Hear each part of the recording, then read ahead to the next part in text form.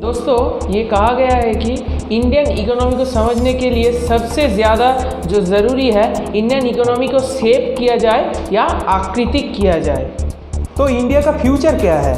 India का community system उस technique का फ़ायदा उठा रहा है जिससे इंडियन इकोनॉमी की डेवलपमेंट बढ़े। आइए देखते हैं। चलिए आइए देखते हैं।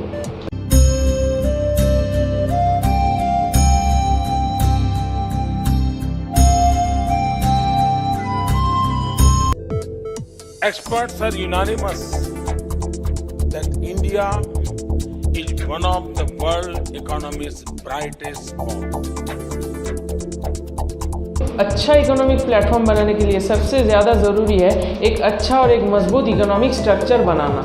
तो और एक मजबूत नीति का। तो दोस्तों, इंडिया ने आखिरी 4 सालों में अपने आप को सबसे इकोनॉमिक डेवलपमेंट कंट्री साबित किया है।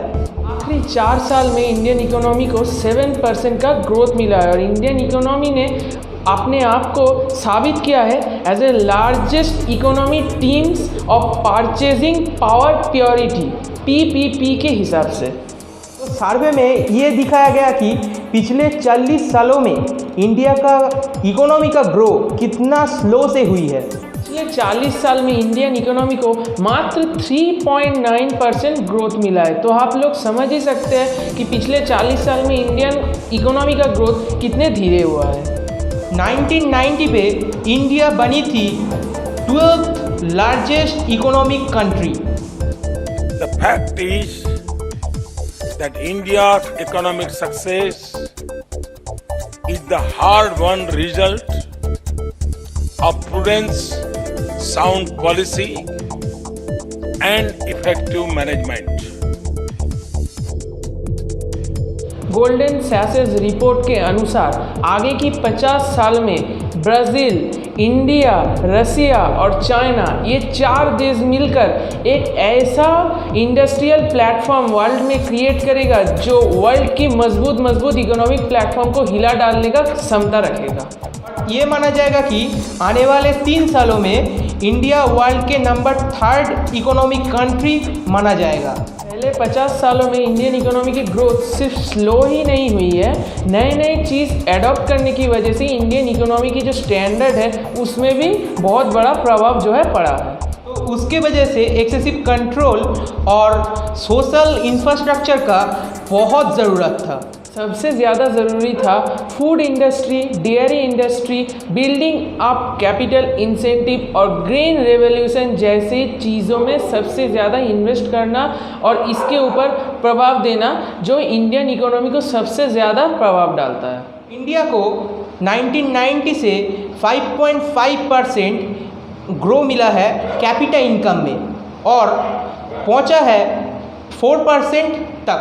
नियंत्रणहीनता की वजह से इंडियन इकोनॉमी में सारे सेक्टर्स और सेगमेंट्स को कवर अप करने में इंडियन इकोनॉमिक जो अथॉरिटी है उनको पहले 50 सालों में बहुत ज़्यादा परेशानी का सामना करना पड़ा था। तो इसमें फ़ायदा क्या है भाई? तो भाई लोग, GDP का ग्रोथ 7% तक पहुंच पाएगा क्या ये फाइनेंशियल ईयर में? GDP के फॉल डाउन की सबसे बड़ी वजह है इंडिया की जो पॉपुलेशन की ग्रोथ बहुत तेज़ी से बढ़ रही है। यंग एज ग्रुप के जो पॉपुलेशन है वो 700 मिलियन तक पहुंच गया है, जिसमें से 1.1 बिलियन इंसान यंग कैटेगरी में आते हैं और ये चलता जाएगा 2050 तक। इंडिया में 47 मिलियन इंसान वर्किंग एज के अंदर आते हैं। लेकिन बहुत देश OECD जो एक कैटेगरी है जिसमें ये मेंशन किया जाता है कि किस देश के वर्किंग कैटेगरी कितनी प्रतिशत है, उसमें इंडिया 47% तक तो बिलोंग कर रहा है। लेकिन बहुत सारे ऐसे भी देश हैं जिसमें वर्किंग एज की शॉर्टेज अभी तक बनी रही है। ये माना जाएगा कि 2010 से 2030 तक Indian economy favourable demographic bulk माना जाएगा। 125 बिलियन लोग जो टोटल पॉपुलेशन की 25% को मेंशन कर रहे हैं या बिलोंग कर रहे हैं, तो हम ये सोच ही सकते हैं कि इंडियन इकोनॉमिक का नेटवर्क जो है कितना स्ट्रॉन्ग रहेगा। लेकिन इस नेटवर्क को और भी ज़्यादा स्ट्रॉन्ग बनाने के लिए हमें क्या करना होगा, हमें और भी ज़्यादा एजुकेटेड पीपल को इसमें इन्वॉल्व करना पड़ेगा। और भी ज़्यादा बदलाव आया है इंडियन इकोनॉमी में इसकी वजह से कि इंडिया को बाहर से बहुत ज़्यादा इन्वेस्टर्स या इन्वेस्टमेंट मिलने लगा है। एफडीआई की इंडिया में ओपनिंग की वजह से बहुत सारे बाहर के देश इंडिया की इकोनॉमी में इन्वेस्ट कर रहे हैं और अभी तक कर रहे हैं और आगे भी उनका मानना है कि वो इन्वेस्ट करेंगे। USD 2700 बिलियन और 3400 बिलियन US डॉलर अभी तक 2010 तक US ने इंडियन इकोनॉमी पर इन्वेस्ट कर दिया है। वो डायरेक्टली हो या इनडायरेक्टली, पैसे की नकद देने से हो या किसी भी फैक्ट्री ओपन करने से हो या इंडिया के किसी भी मैन्युफैक्चरिंग स्ट्रक्चर में अपनी प्रभाव डालने से हो, USD की वजह से FDI के माध्यम से US ने इंडियन इकोनॉमी में बहुत बड़ा अपना प्रभाव डाला है। लेकिन स्टेट रूरल एरिया में फॉल डाउन हुआ बहुत, वो है 73% से 59% तक। और फूड प्राइसिंग में जो परसेंटेज है 27% से 41% तक। टेलीफोन रिक्वायरमेंट की वजह से प्रोग्रामेबल डिफेंडेबल बहुत मिला इंडिया को। 3.5% टेक्निकल डेवलपमेंट सिर्फ टेलीफोन के आने की वजह से इंडियन इकोनॉमी को मिला है, क्योंकि टेलीफोन एक ऐसा माध्यम है जिसकी वजह से कांटेक्ट करना सबसे आसान हो जाता था। MBA की कोर्स में सबसे बड़ा बदलाव आ चुकी है।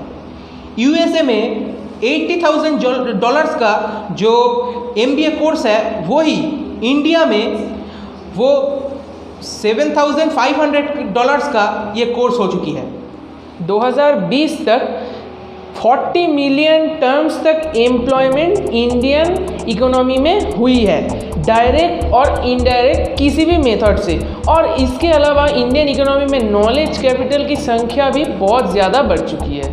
1990 के बाद भी इंडियन बैंकिंग में बहुत सारे परिवर्तन आ चुके हैं और बहुत सारे बैंक हमारे इंडियन इकोनॉमी के अंदर जुड़ चुकी है। बहुत सारी चीज़ों में अभी तक बदलाव लाना ज़रूरी है, जैसे रूरल बैंकिंग डेवलपमेंट में अभी तक बदलाव लाना ज़रूरी है। और जो चाइल्ड लेबर्स है, इंडिया में सबसे ज़्यादा समीक्षा में देखा गया है, इंडिया में सबसे ज़्यादा चाइल्ड लेबर्स पाए जाते हैं। इसमें इंडियन इकोनॉमी को एक नज़र डालनी पड़ेगी और चाइल्ड लेबर्स की जो है संख्या घटानी पड़ेगी। और जो लेडी चाइल्ड जो शिक्षा की जो अभी तक जो स्टेटमेंट इंडिया ने दी है उसमें भी अमल करना पड़ेगा और उसमें भी डेवलपमेंट करनी पड़ेगी, क्योंकि पुरुष के पास महिलाओं में भी इस इकोनॉमिक स्ट्रक्चर की जो है शिक्षा की इसका जो लिम लाइट है इसको पहुंचाना भी बहुत ज़रूरी पड़ गया है और ये आगे चलकर इंडियन इकोनॉमी में भी एक बड़ा बदलाव डालेगा। इंडिया के पॉपुलेशन में 74% एलिजिबल है वोटिंग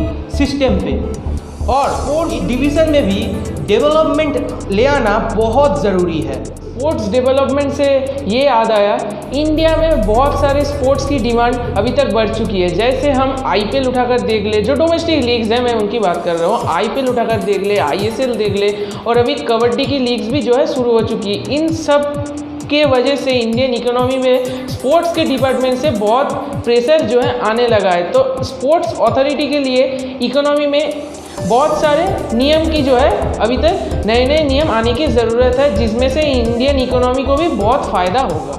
हम ये जानते हैं कि 2020 में कोरोना की वजह से IPL जो है इंडिया के बाहर शेड्यूल किया गया है, लेकिन अगर इस कोरोना की वजह से भी इंडियन स्टेट गवर्नमेंट के इंडियन सेंट्रल गवर्नमेंट ये तय करता कि किसी भी वजह से जो है बिना दर्शकों की अटेंडेंस से ये मेंटेन करके इंडिया में ही पूरे IPL के जो है शेड्यूल अगर किया जाता तो इंडिया में भी इसका जो है बहुत बड़ा अंश और बहुत बड़ा प्रभाव पड़ता। क्योंकि अगर हम ये जानते हैं बाहर के देश में अगर IPL होस्ट किया जाए, बाहर की कंट्री को भी उसका जो है रेंट देना पड़ता है। अगर ये IPL इंडिया में होस्ट होता तो पूरा का पूरा पैसा इंडियन गवर्नमेंट को या BCCI को ही मिलता, उसमें से भी इंडियन इकोनॉमी को भी फ़ायदा हो सकता था। ऐसे ही छोटी छोटी चीज़ों पर नज़र देने पर हमारी इंडियन इकोनॉमी की जो स्ट्रेंथ है वो बहुत ज़्यादा बढ़ेगा और ऐसे ही बनेगा हमारा भारत महान भारत और शक्तिशाली भारत और इंडिया की इकोनॉमी स्ट्रॉन्ग से स्ट्रॉन्गेस्ट बनेगी। Thank you. इंडिया को आत्मनिर्भर बनाने के लिए ऐसे ही कुछ छोटे छोटे चीज़ों में ध्यान देना बहुत ज़रूरी है। ऐसे ही हमारे इंडिया बनेगा आत्मनिर्भर और हमारे इंडिया पहुंचेगा एकदम टॉप पे। जय हिंद, जय भारत। तो हमारे आज का वीडियो अच्छा लगे तो ज़रा लाइक को दबाकर नीला कर दो और अभी तक सब्सक्राइब नहीं किया तो ज़रा सब्सक्राइब कर देना।